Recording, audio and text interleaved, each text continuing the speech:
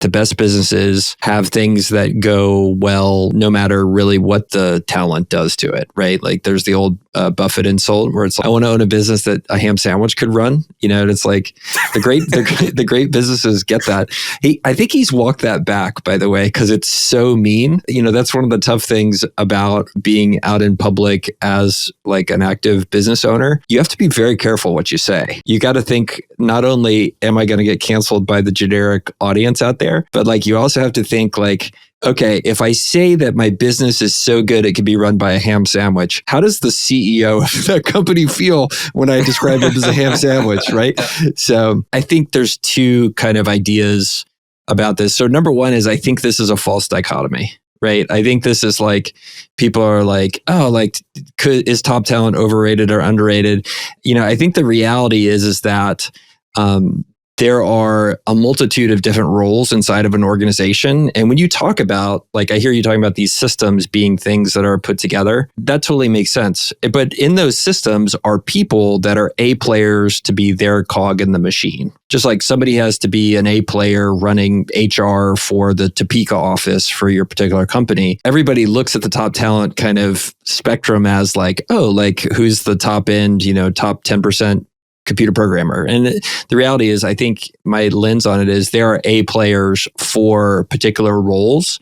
And your job as a company is to find that A player like in the right place and the right time to do that job. There are roles where top talent is always like important. The CEO role is one where, the numbers have shown over and over again, like a high performing, give a shit CEO beats the crap out of, a bottom quartile bad CEO. Like that's just the nature of it. To some extent, I think it's a false dichotomy. And then to other situations, I think it's entirely true. Like if you can get the best CEO in the world, and I see it over and over again, good CEOs just outperform average ones, like just over and over. So I don't think in those cases top talent is overrated. I do think in other situations where, you have a more limited role, like top talent is totally overrated. I hear your point for sure. I like your comments on your goal as an organization is trying to figure out where to kind of suit people to play to their strengths or their talents. I think a lot of roles and a lot of different departments, like things that people do with an organization, can be really broken down to the point where judgment is removed from the process. You can make it into a step-by-step process where, Warren Buffett's kind of phrase back in here, a ham sandwich could run,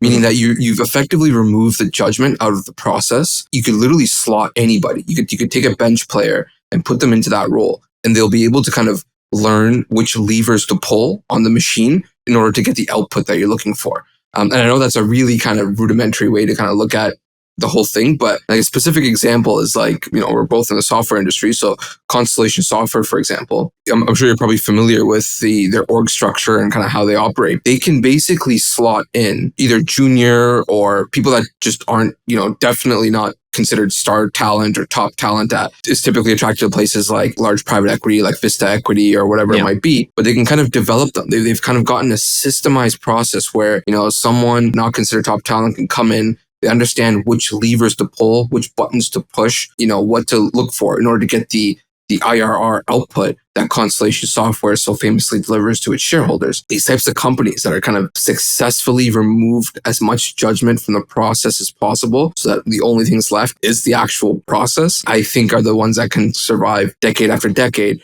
as opposed to companies that rely on having to attract and retain top talent all the time. So are you talking about a scenario, let's take Constellation, for example, a scenario in which the systems and the framework for how those people do the things that they're doing on a regular basis, how those things can take an average player and make them a high performer, right? You're taking a 60% player, let's say, or 50% player, and turning them into a top 20% when all effect is coming through. Is that kind of the argument? Yeah, exactly. If they were to follow the exact playbook process to a T, they would go from being, wherever they started. So let's just say like a B or C player.